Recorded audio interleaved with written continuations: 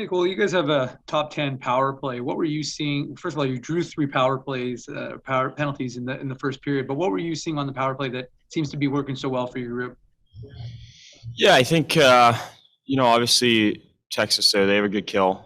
They kill actually pretty similar to ours. So um, kind of all over the place, just in your face and not giving you any time and space and constant pressure. So we've kind of been dealing with that in practice throughout the year. So we kind of had a little bit of familiarity with it coming into the series. Yesterday, I don't think, yeah, we didn't score yesterday, but we had two today, and I think the pucks just we were creating lots of chances, and the way to beat that kind of penalty kill is just you got to have three or four crisp passes on the tape and fast, and we were doing that early, and then they were just getting pretty tired, and we were kind of wearing them down. So then the chances started to come, and we were able to put a couple in the back of the net.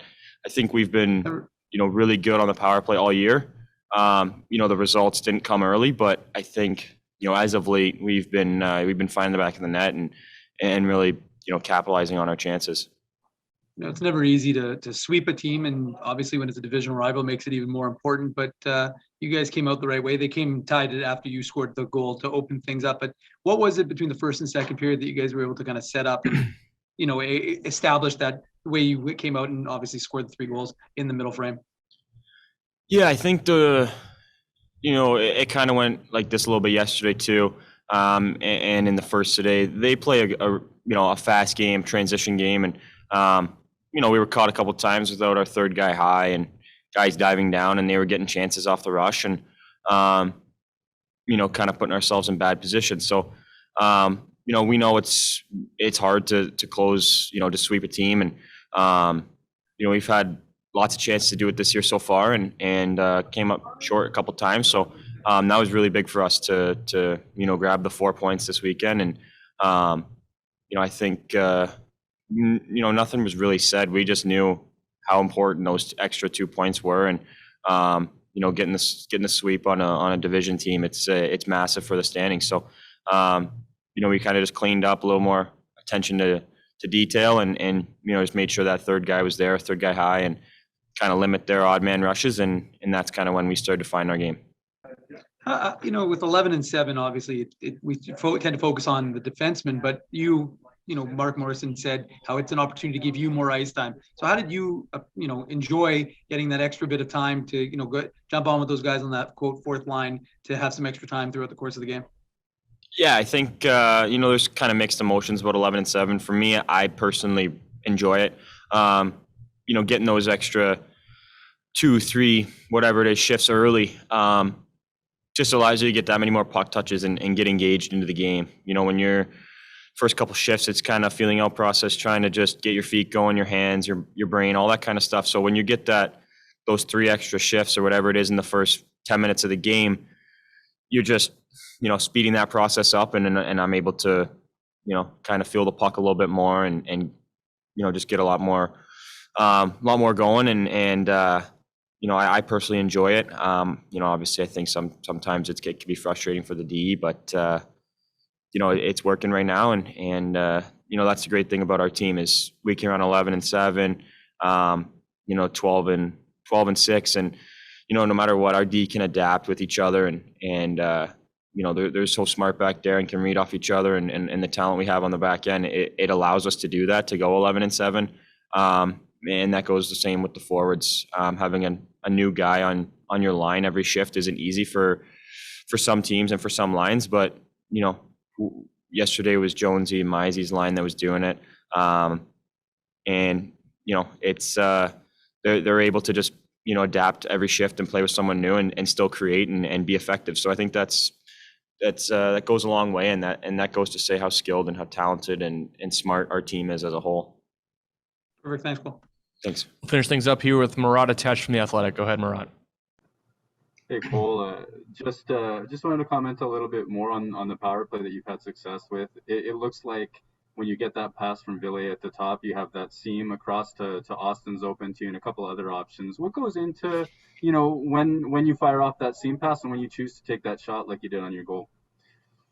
Yeah, I mean, obviously that's a read. Pogo does a really good job of reading when it's the right time to dive down and when he thinks he should stay a little bit higher to build some speed. And he does a good job with that. Obviously, we've kind of established a good play, going down low and then in the bumper to Gus, and he's got a pretty lethal shot there. So I think teams obviously are pre-scouting that and see that's a really effective play that we are really capable of and have scored multiple times on it this year. So when you have that option, it kind of keeps the D and the forwards on their heels. And when I'm looking downhill, they don't know, the D doesn't know if I'm going to go down low and then to the bumper, if I'm going to shoot, if I'm going to go back to Villy.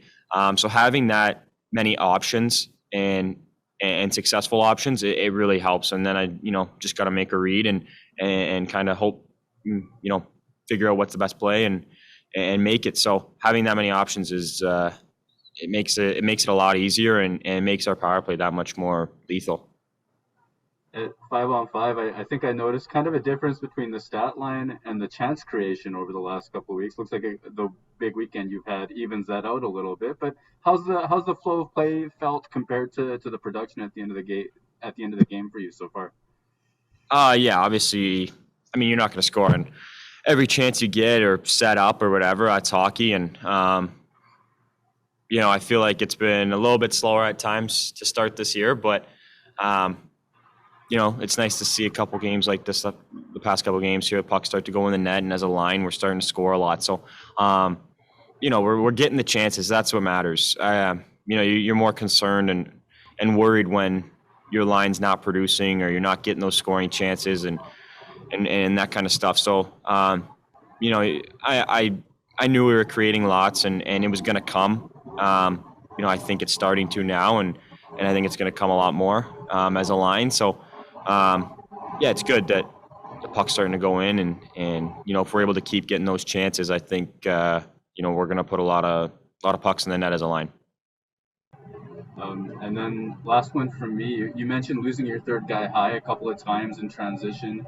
About a week ago, I had a chance to ask Eric Dubois about that concept. He talked about a two-man fill, and I didn't quite follow all the way. So what happens there? You got your third guy high, has got to get back.